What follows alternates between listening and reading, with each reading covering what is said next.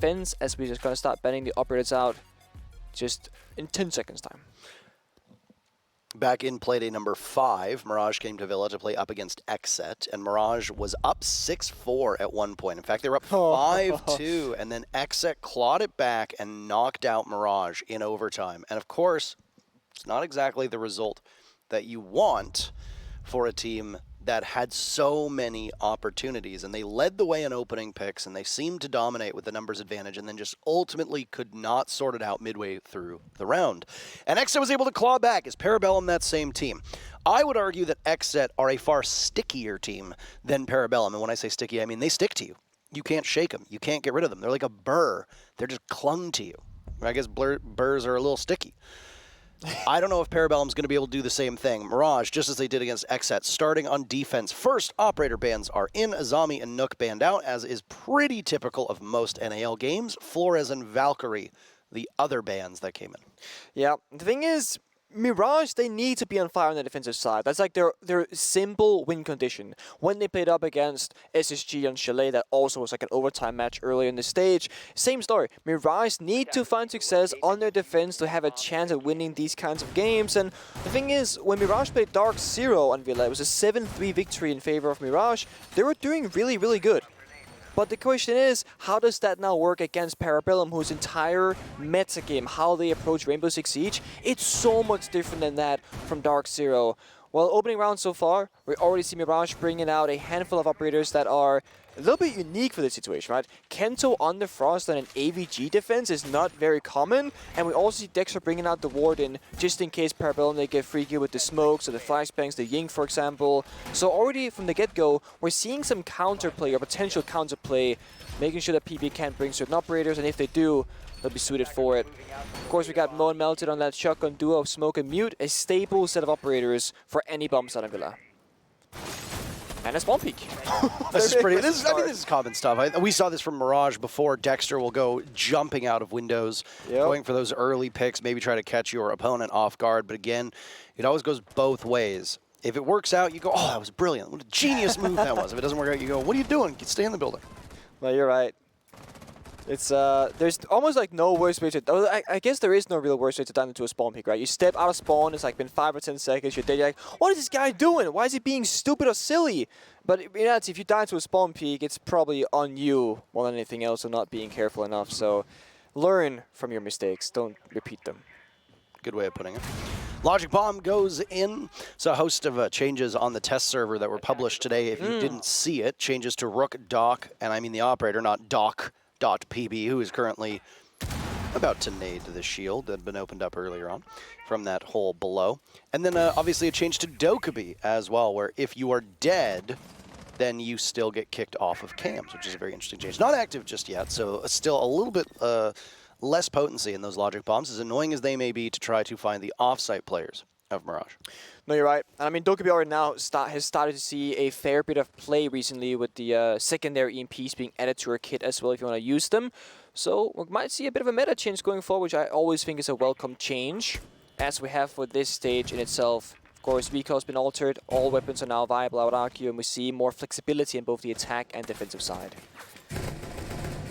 Well, star-studded performance from Blaz will help Parabellum. He's the most kills of anybody in the entire league right now, sitting at 67. He's got a couple that are nipping at his heels, but ultimately the Frenchman dominating the North American League, showing why he was a highly touted prospect that was imported over to this region.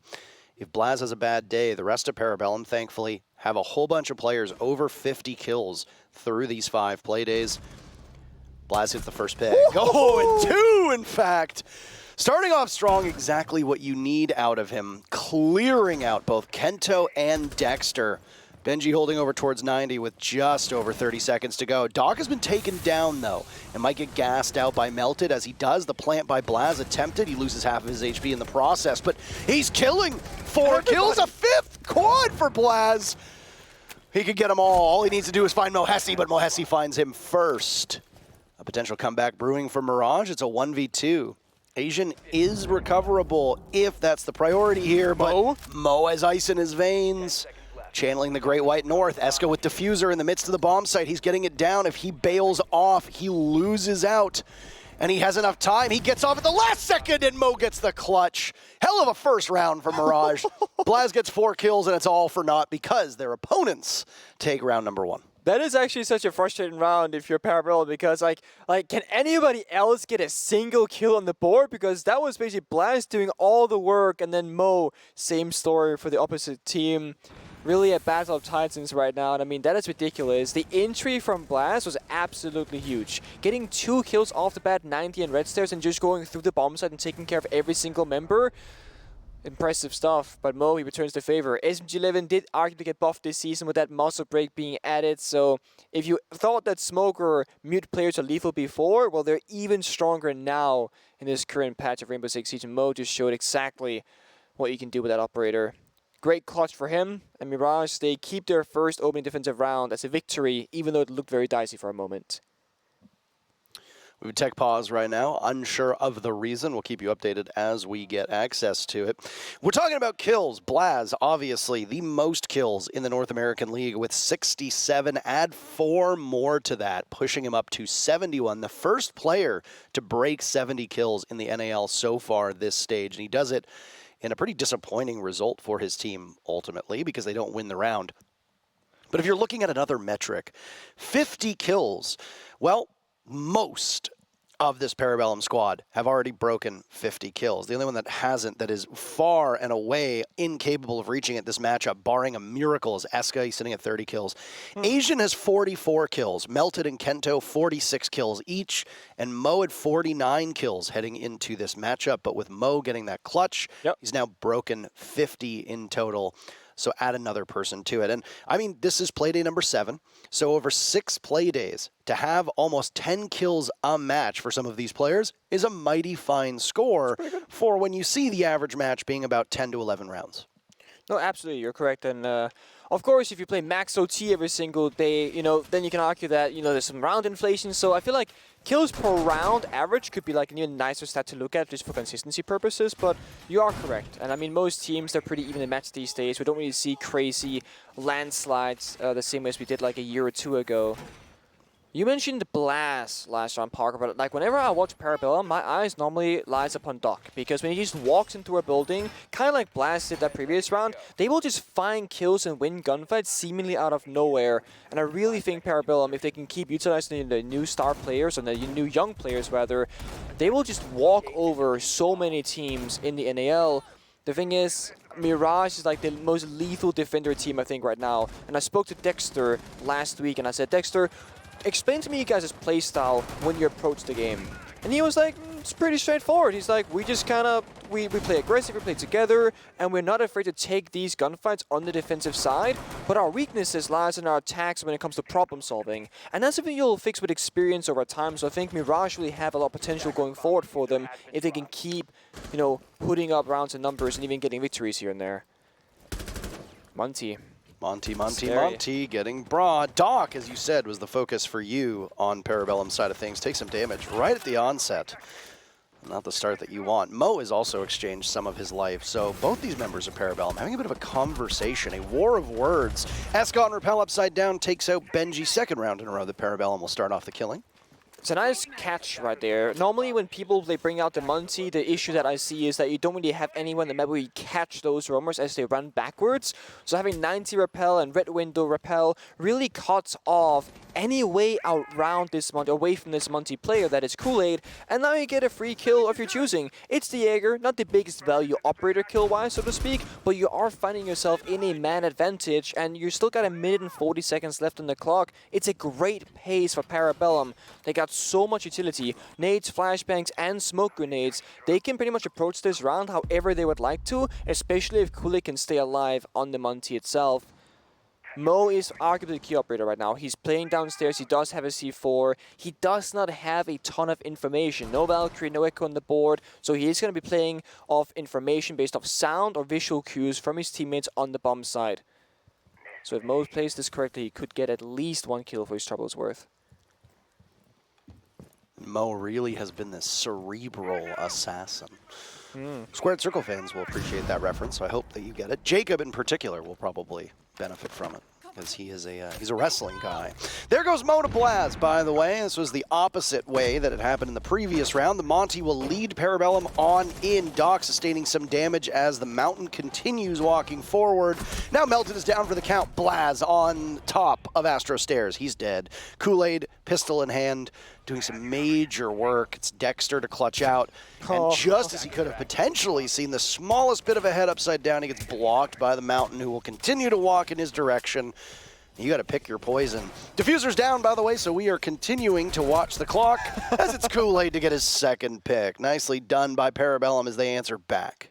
I love that. Whenever you're playing Monty, don't just walk around fully extended. Do what Kool-Aid did just there. Just extend, unextend, extend, unextend. Dexter was always thinking he might be a DSME, but then Kool-Aid would just keep, playing it passively. And the one time Kool-Aid actually aggressive, Dexter thought it was a fake, didn't really prepare himself for the gunfight, and therefore lost it. It was a very beautifully played execute from Parabellum. Monty walks on in, gathers information of 2 of the 3 members on the Mirage side, and then you'll have Asian hold one angle while Doc tries to walk into the bomb side. And the diffuser delivery, in towards the bomb side is just so cleanly done. There was no real way for Mirage to get a foothold of that round unless Mo stayed alive downstairs with that C4. It really was their only answer.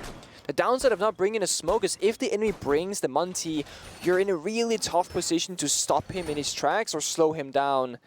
Especially if you're playing operators like Frost, Jaeger, who can't really do a whole lot but just shoot towards his shield.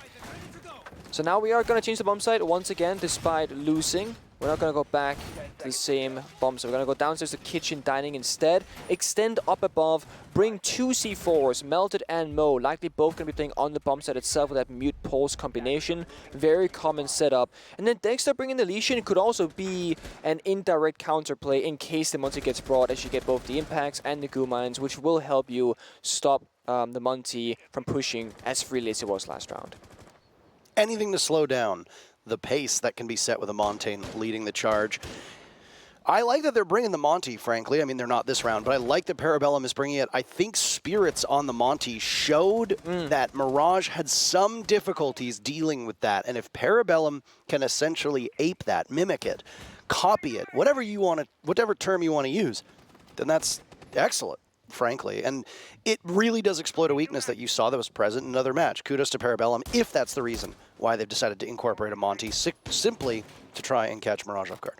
I fully agree. If you can play different paces and styles of Rainbow Six Siege in a single matchup, you should, right? One round you go super fast, the blast entry round number 1. Second round you're going fast, but you're doing it with a Monty who's a very passive operator. Third round, now we're taking it slow actually from Parabellum. We're droning everything out, holding angles, waiting for a response from Mirage, and when no response comes around, well, we start taking map control arguably for free. And now we see it right now. Drones come in, Breach goes through, Blast will sneak in with information. We just take it step by step and another easy opening kill just like that. Blaz comes in, Mirage goes out. You can't explain that. Incredible stuff. Started the day with 67 kills, now up to 73. Blaz putting in so much work for this team. Again, leading the way for the North American League. And doing so on entry. Kento was caught completely off guard and was a free pick. The rest of Mirage close enough to this kitchen bomb site. Some still playing from above. Parabellum has not been able to sweep through all of the roamers.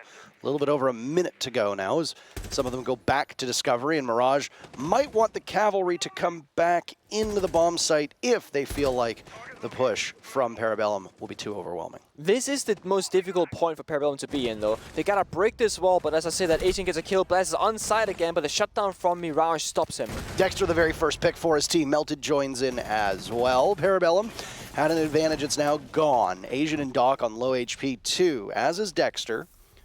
All these teams taking their lumps. Mirage wants to re-engage from above. They know that the buck is nearby. They hear the Gon 6 go off as Asian heads back down the stairs. Good patience from Mirage. Kool-Aid's in the midst of the bomb site. He's got Doc right next to him, but there's a nitro cell from Melton. Oh. It seems to miss, but Doc gets taken out as Dexter on the flank catches Parabellum looking in the wrong direction. Asian will twist and turn as Melted shuts him down in a big clutch. As Melted picks up 3 huge kills and will hop on that diffuser while Mirage regains the lead. So, bringing down the numbers right now, Parabellum, they have 3 plants in a row, 3 opening kills in a row, none answered back from Mirage. Yet Parabellum only have 1 round to Mirage's 2. That puts us in this weird position where on the numbers, Parabellum doing great work. Round and round and round, time and time again. But Mirage's clutch factor in those 3v3s, or even when they're in a 1 versus 4, where like Mo was, they come out on top 2 out of 3 times. It's impressive stuff from Mirage's defensive side. It's exactly what they need, you know, to get a chance to fight back, because once we go for side swap after round number 6, that's where people are going to go, Mirage attacks, what are they going to look like? Because I don't think they're going to be able to match Parabellum's efficiency right now. No, that's a very good point to be had. Especially with when Villa, the first thing any long-term viewer of Villa will think is this is a very defender-sided, very defender-friendly matchup. If Mirage fails to get 3 rounds on defense, and that spells trouble. I will say, I completely echo your thoughts. The fact that Parabellum are able to get those opening picks, get the objective down, and gain map control very quickly, all extremely impressive. And with the exception of round number 1, Parabellum have been in the middle of the bomb site, getting the diffuser down with a good grace period should they have to fall off. It's not in the dying 10 seconds of the round. They've got ample opportunity and tons of time to try again if Mirage shuts them down the very first time the diffuser gets to be planted. You're absolutely right. Let's see, orbital lineup-wise, we're back on AVG. A similar story to the first opening round. Kento on the Frost, Dexter on the Warden. No spawn pick this time on that 90 window. We cannot really repeat those because they become predictable otherwise. And Parabellum, once again, bringing out the Monty. So, again, we're changing the pace every single round, and it can be so difficult to figure out, you know, how you should match it as a defending team. And remember, you don't know they're bringing a Monty until you hear the shield clanging around the bomb site or somewhere on the map once they start roam clearing you out. This is going to be a split attack. Dog down below, using those grenades to clear out the shield possibly. He's going to nade the floor once. Second nade goes towards the shield. Then we got both members on the master bedroom balcony and study balcony. I like how he's choosing to clear out that shield position because it can be tricky, but Dog seemingly has a very good formula on how to clear that out efficiently every single time. And he's doing it right now so that in case Dog dies later in the round, those grenades have already been spent. Now he's just a free gun on the map, and you won't have to deal with, you know, roam clearing downstairs later in the round when so many things are happening. So it might look like Parabellum are attacking this round very, very slowly, but the time they've spent now, they won't have to spend later on in a minute from now. So it really does balance out quite nicely, and their pacing is just about on track what you would expect. Diffuser 2 will likely be juggled, at least what we've seen from Kool-Aid so far. He's not likely going to be the one getting the plant down. It entirely depends on how they want to approach this Aviator Games defense, as you talked about. Right now, Parabellum stacked up over towards the master bedroom side of things, and Blaz does it again, by the way. Again and again and again. Blaz gets these opening picks, absolutely monstrous. Down goes the star and the clutch master of round number 1, Mohesi. Yeah, it's also, again, your C4. Dexter still has, but Dexter plays so front forward and so aggressive that a C4 in his pocket doesn't necessarily have the same guaranteed value or expected outcome. I like this quote-unquote rat play instead of 90. Benji's gonna stick the corner, teammate kills the drone for him. Dexter presses nicely onto Doc. That's an important kill. What did I say about the timing, though? The Monty's already in the middle of the site, and there's 45 seconds left. Timing for EE1Ds to go out. Eska still has one more in back pocket. Now Dexter is in the line of fire. Toxic canisters doing a little bit of damage. A fake rip from the nitro cells. Dexter wants to draw out another. Has great timing with these pre-fires, but gets a bit unlucky in that engagement. It allows the Montana Kool-Aid to vacate the premises. Now it's all up to Asian. Stacked up right next to Eska. There goes the last E1D. Toxic canisters go out. Damage to Kool-Aid being done. We don't know. Blaz down. Now Eska will follow. Diffuser planted, but Kool-Aid taking damage in the ensuing fray, and now he's down too. It's all up to Asian. Sits far back. In a 1v3, Eska is unretrievable, but depending on where he is, can still be giving information. Kento on the diffuser. Asian needs to get a call off of this, kills his teammate, and can only get a single player. I don't know if he was just trying to keep his opponents from getting it or not, but Mirage hops on, gets the easy disable, and Parabellum, caught with their pants down right after the diffuser goes down, they ultimately give the round to Mirage. Definitely a positive situation for Asian, and I think it comes down to not necessarily pressure or nerves, but there is so much happening in that round. He doesn't have info 90, he doesn't have exact information on the bomb side, so he just hears and sees his injured member on top red stairs, and unfortunately, it is his teammate. And team killing him doesn't change any of the outcome possibilities of that round, thankfully.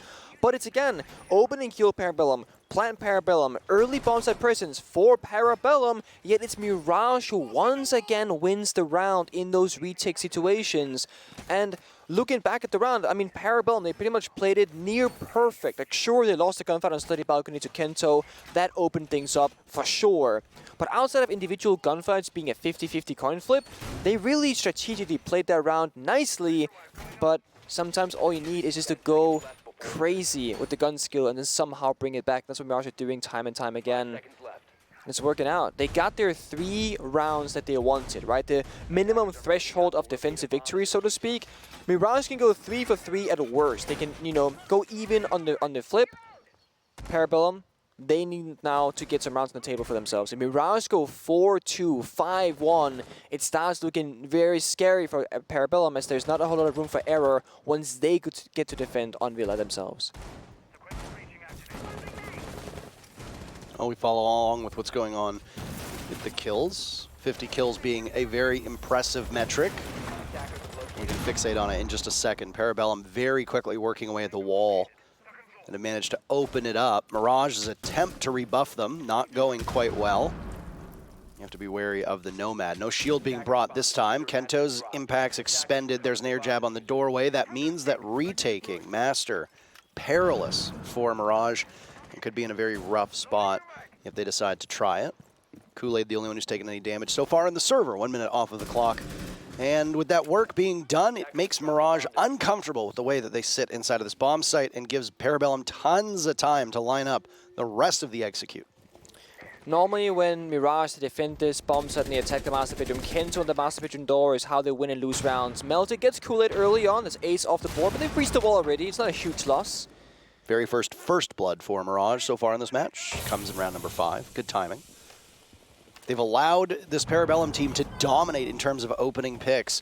And I mean, even with all those opening picks, Parabellum doesn't have anything to show for it outside of a single round. You're right. I like the approach here. Doc and Blast working together for Astra, but look at Melter's position. Oh, gets pre-fired by Doc. He could have had 2 separate targets to be found, and now Blaz is an even greater opening, searching for kill number 10 in round number 5. That's a number that is impressive as ever, and he'll get it. Doc down to Benji. All these guns hitting their marks. Nice shot from Blaz again, and he misses the Jaeger, lets him slip by, and cannot out-duel Benji, who'll need to clutch in a 1v2, but can't get past Eska.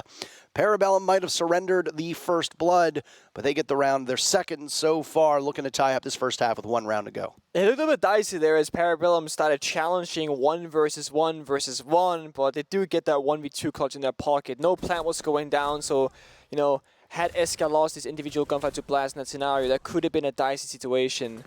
But it worked out. Blast just, again, seemingly just walks into the bomb site, clears corner after corner, gets kill after kill. But it was Doc who allowed that to happen. Doc's first kill in this game was onto Melted, who was playing smoke instead of Astro. And it looked like Melted had that under complete control as Doc had no information. But by winning that gunfight, he allowed himself and Blast to take control over Astro. That got the control of mine instead of this triple instead of statue. Then the Frost inside the trophy bomb site afterwards. So a single kill just snowballs that map control in favor of the attackers. And then the round is over from there. We're once again winning and losing of Blaz. So if you can find the openings and keep going forward, the round is basically done. But Blaz also has a weakness, and that is he doesn't really stop going forward. He will get 2 kills, which is amazing, but he wants the 3rd. He'll get enough control on the map to get the full bomb site, but he wants that final member on top red stairs, which he doesn't need to aggress for, but he goes for it anyway. The thing about confidence is that confidence is king in Rainbow Six Siege to take these gunfights, to win them as well. But sometimes discipline has to come above it after a certain reward, if you will, once you get those 2 or 3 kills. You don't have to get the 4th every single time. But what do I know? Blast has way more kills than I have, that's for sure. He's doing great so far. Let's talk about the kills a little bit now because we have a little bit of quiet time. Tried to talk about it in the previous round, but guess what? They decided that action was going to come much faster than we expected. The players that were just seeking 50 kills in this matchup were Mo, he's accomplished it. Melted, he's accomplished it. Kento is 2 kills away from 50, and Asian is 4 kills away from 50. Almost everybody else in this lobby have hit it. The only one who hasn't and is likely out of contention for this match is Eska. He entered with 30 kills, 33 to his name at the moment. I mean, it's entirely possible he drops 17 more kills for the remainder of this round, but I think it's unlikely given his role. Yeah, I mean, you would have to go absolutely nuclear, and also your teammates would have to not get a whole lot of kills at the same time, which that's unlikely in this scenario. I mean, you'd have to do that's called the forest treatment right there. So you need to absolutely play out of his mind, or even if Blaz do it. And I mean, you don't have a lot of space to get so many kills when Blaz is taking them all away from you. Asian down for the count, no more kills to add to his tally this time. Mo starting off the round right for Mirage with a Nitro Cell. Down goes the ace. That's the single hard breacher of Parabellum off of the board. It's also Mo's first kill since that very first opening round when he got the 4K clutch on AVG defense. So Mo's been quiet for a bit, has played C4 almost every single round, but this time actually gets it off and it rewards him a kill. They do have a second one in pocket, that is from Melted, so Mo can keep giving off information. Nope, he cannot. Mo's down for the count as Blaz finds him on the verticality. Well, Blaz ultimately trades himself out for that pick as Kento finishes him off. And from above, the Buck doing some serious damage. It can now potentially walk into the bomb site. The last time that we saw Parabellum get the diffuser down here, they were beaten on the retake, and beaten quite formidably by Mirage, who barely broke a sweat in doing it. The benefit that Parabellum had at the time was that they had the numbers advantage. They do not have that this time. They're in the middle of the bomb site, though, so PB have some site control. How tenuous is it? Well, they're getting rebuffed every single step of the way, and now suddenly all of the forces in the bomb site are as good as dead. It's Eska in a 1v4. Searching for the very final players. Mirage winning the first half 4-2 seems like a certainty, and Melted makes it absolutely happen. Mirage goes up 4-2 after the first half, showing that defense on Villa is still a favored place for most teams to go, and we'll swap sides. That final attack on from PP is arguably on paper the worst one they've done so far because I was not impressed by the strategical coordination. The Buck drops the laundry hatch very early to open up that laundry wall. No vertical play was done inside a memo, and when they walk into the bomb site, the crossfire between the memo player and the pantry player, it got them 2 kills from Mirage's side. So PP actually missed the whole step. They missed vertical control in the crucial position to allow them to walk in the way they did, and they got punished from it. Mirage, of course, were in great position, reading the situation well. They deserve that round. 4-2 is a great start for them. Who will have a higher rating, Kool-Aid or Mohesi? Who has better hair? I mean, that one's obviously Kool-Aid. I have to say that every single time. What do you think?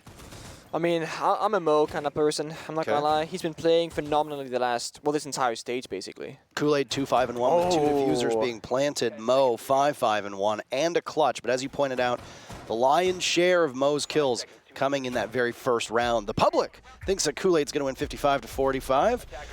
And, I mean, you could be right. Right now, Kool-Aid does lag behind in the kills department, but has proven his worth outside of that. First half, by the way, diffusers being planted by Parabellum in half of the rounds or more.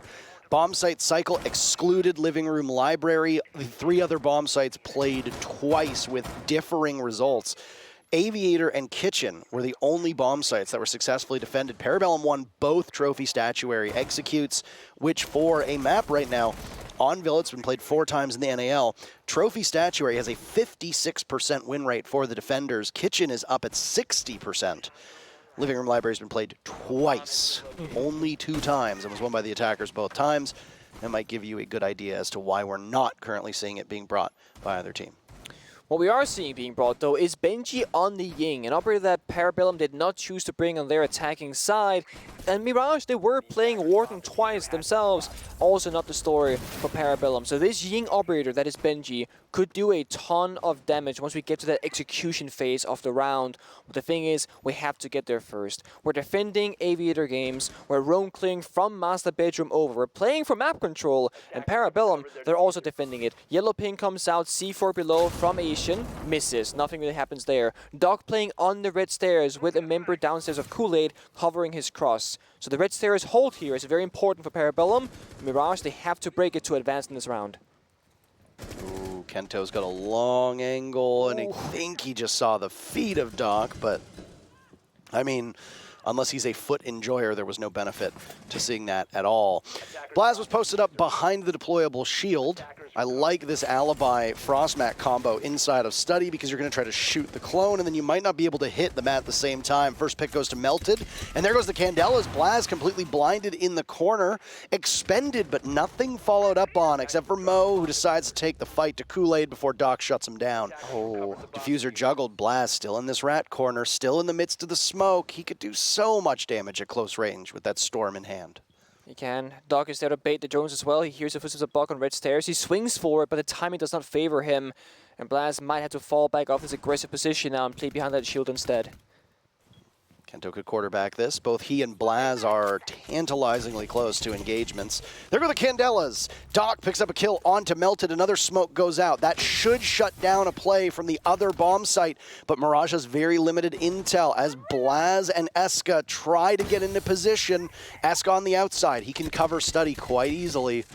Waiting for them to walk right in. Blaz takes one down, another falters. Mirage did not do their homework, but now it's Dexter on a flank of his own, and he looks the wrong way as Blaz picks up 3.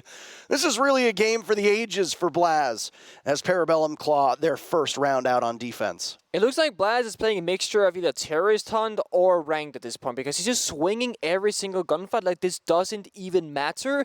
And it's not because he's disrespecting Mirage by any means or measure. It's that Blaz has been doing so well. You know, we can base that off his kill record, as you've been putting out, Parker. He's going to keep doing this until some team shuts him down. And if you can't shut Blaz down, then he will just take as many kills as you will allow him, which so far is 15 in 7 rounds. It's an impressive record to have. And I mean, look at this. Blaz is on the mute. Does he have a shotgun? Obviously not, right? You give this man the MP5K, give him a fully automatic primary with 31 bullets so that he can keep going for those gunfights. But you're also not going to make him be completely loose, right? If you need the mutant aboard this round and you also want the Echo, well, guess what? No one gets to play Alibi. So Blaz is still playing the team role, supporting the supporting lineup that he has to bring, but he will be allowed to do so in a more aggressive way because he's such an important factor for the aggressiveness of this team. So they're playing nicely around him, but they're not putting all their eggs in one basket, you know, fully relying on him just bringing a certain operator.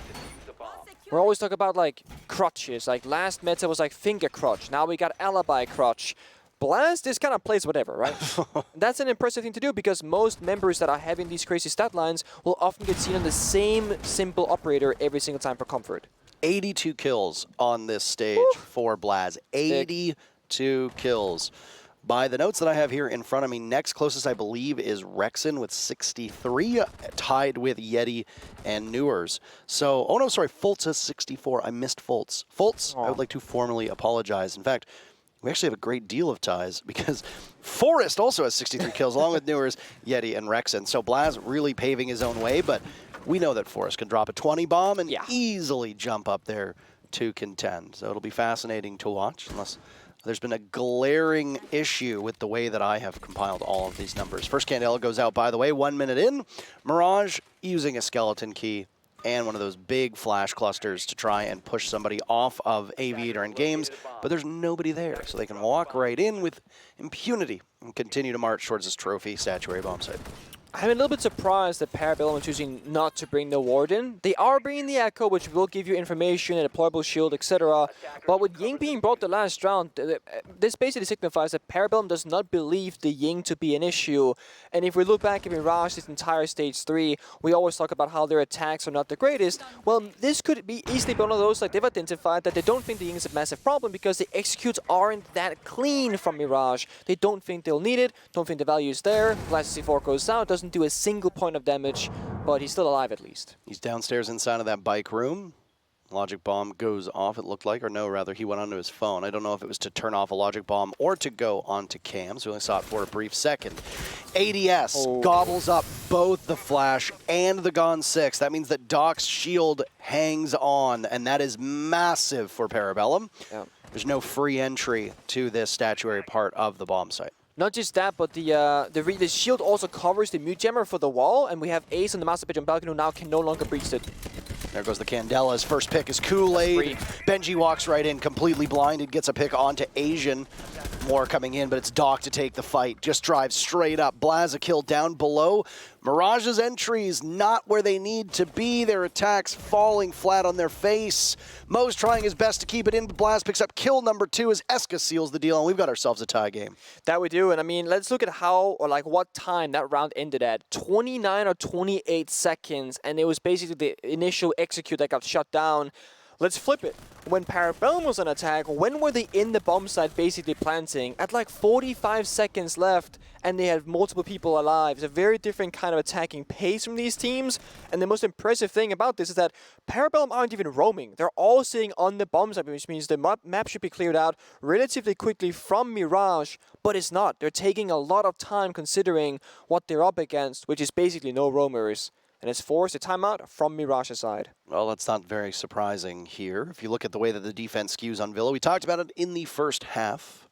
53% right now in favor of the defense. 53% of all rounds played, won by the defenders. One of the higher overall numbers for any of these maps. Cafe with 62%, though. Good Lord, that is quite high. And, well, that actually leads the way in terms of most defender-sided map. But Villa, 53%. Every single bomb site that gets actively played skews towards the defense. Aviator Games at 52, Trophy Statuary at 56, Kitchen Dining won 60% of the time by the defenders, and that's exactly where they're going to go now for Parabellum. Go downstairs, go to the most defender-sided of these bomb sites.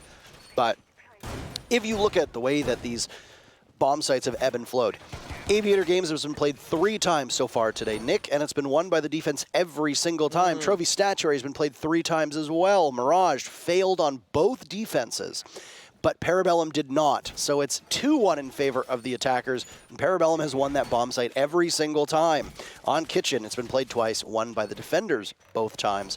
Parabellum can gain the lead by continuing that trend and make it 3-0, locking it until what would eventually be the 12th and final round should it be needed. Right now, the numbers are pretty even. I mean, 53 defender win rate is like that's a very, very fair balance. I mean, back when Villa first came out, or Theme Park first came out, we're looking at like 75% defender win rate, map round scores.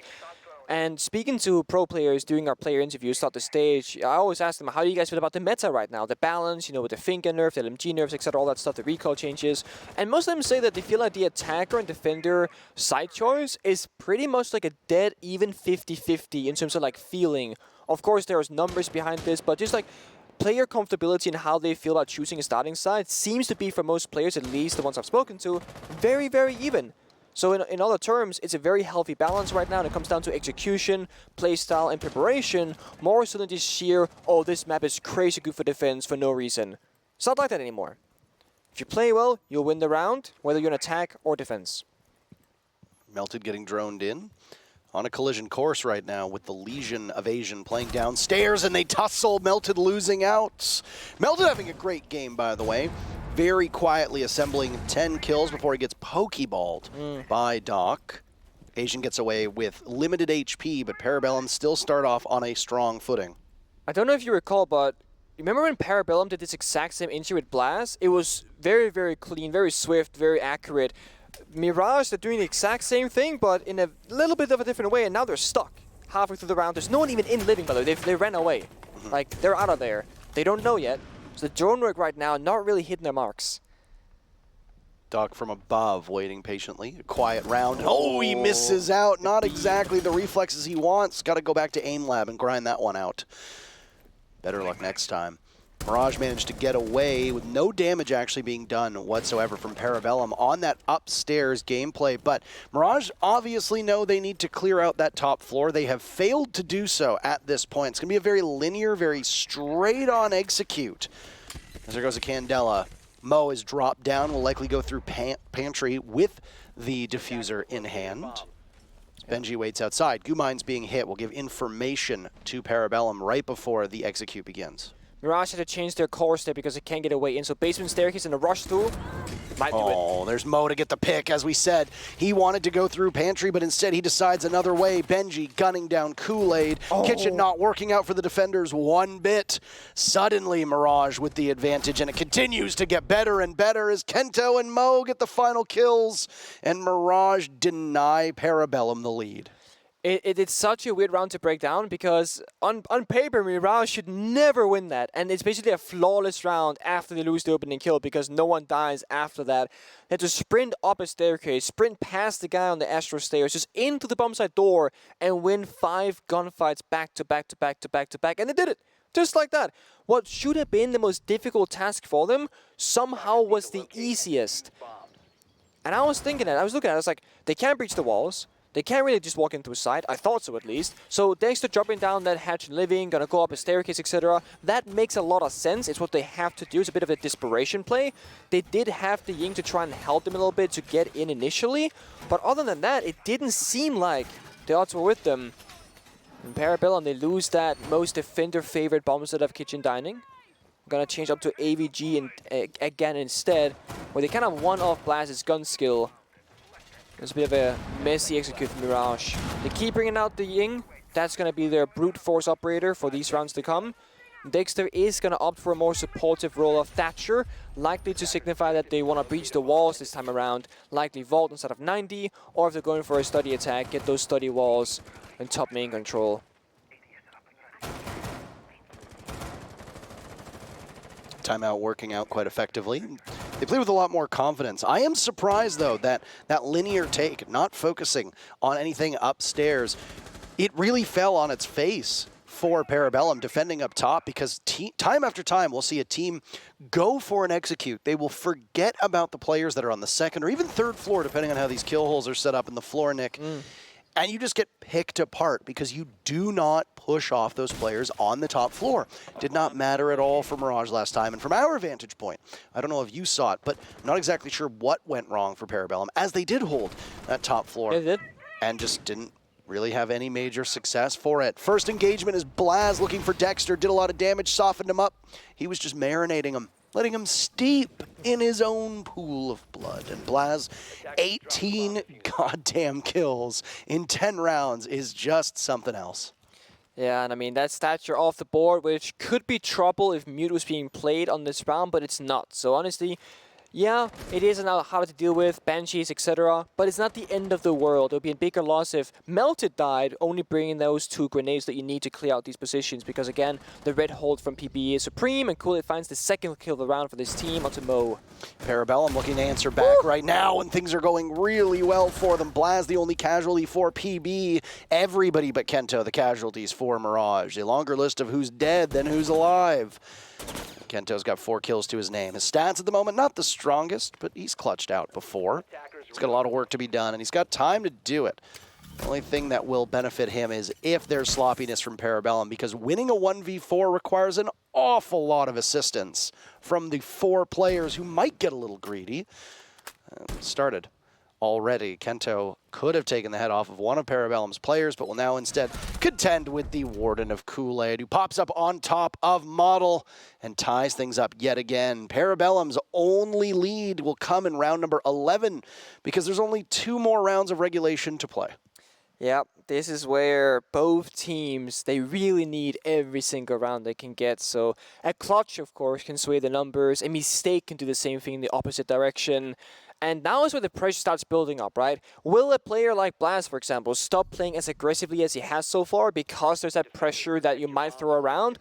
Or will he stick true to it because he is 18-8? He has slowed down a little bit, if you will, compared to the previous rounds.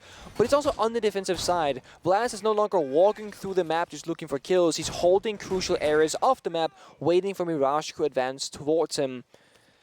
Mirage, one of their biggest weaknesses is, yes, their attacks are weak, but the reasoning for why they're weak is because they tend to do the same attack time and time again. It was an issue earlier in the stage against SSG on Chalet. It's been an issue pretty much across the board, regardless of what map they play.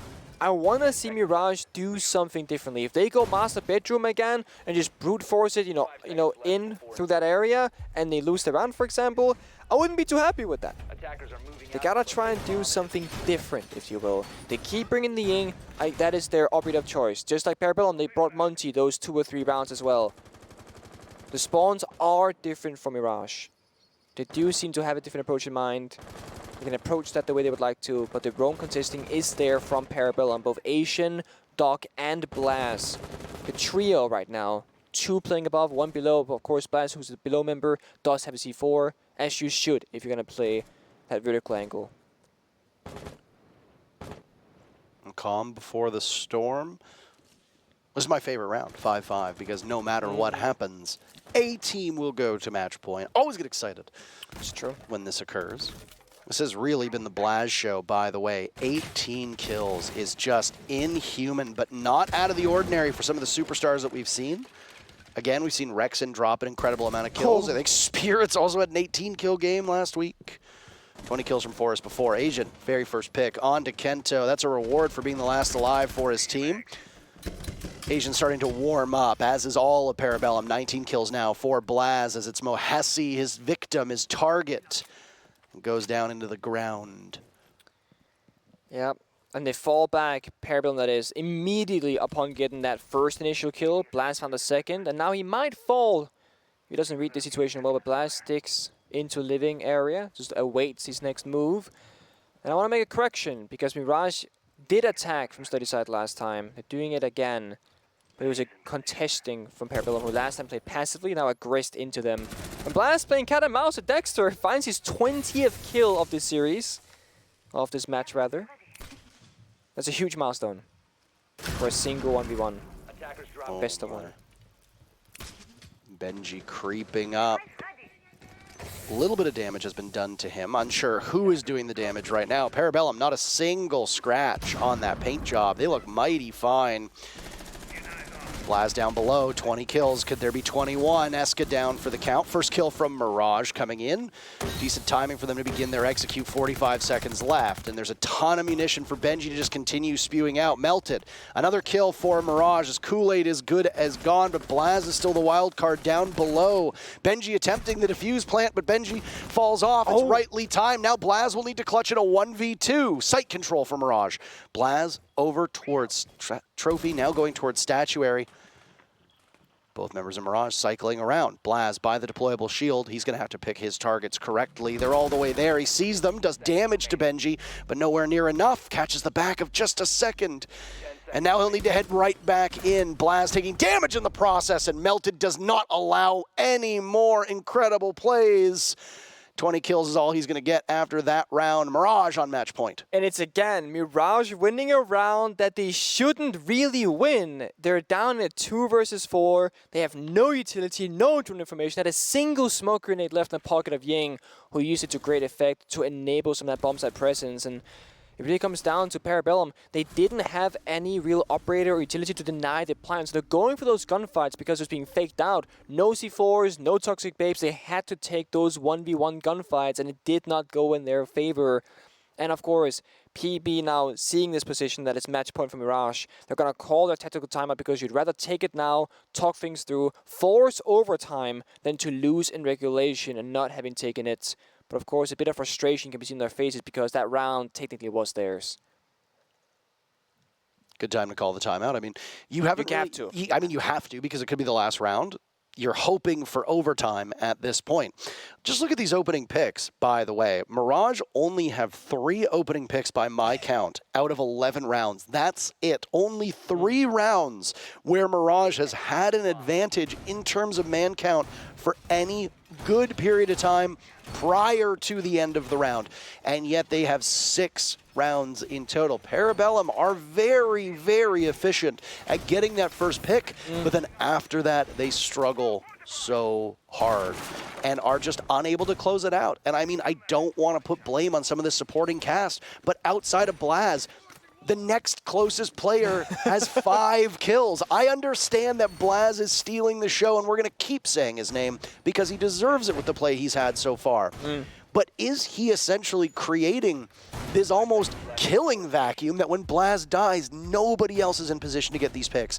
Because if you have a whole team where you have 5 kills, 4 kills, 5 kills, 5 kills, and you lose that star player, you're in rough shape. you're in very, very rough shape. Whereas things are far more spread out on Mirage's side of things, with Mo at 9 kills, Melted at 14, and Benji at 8. You are correct.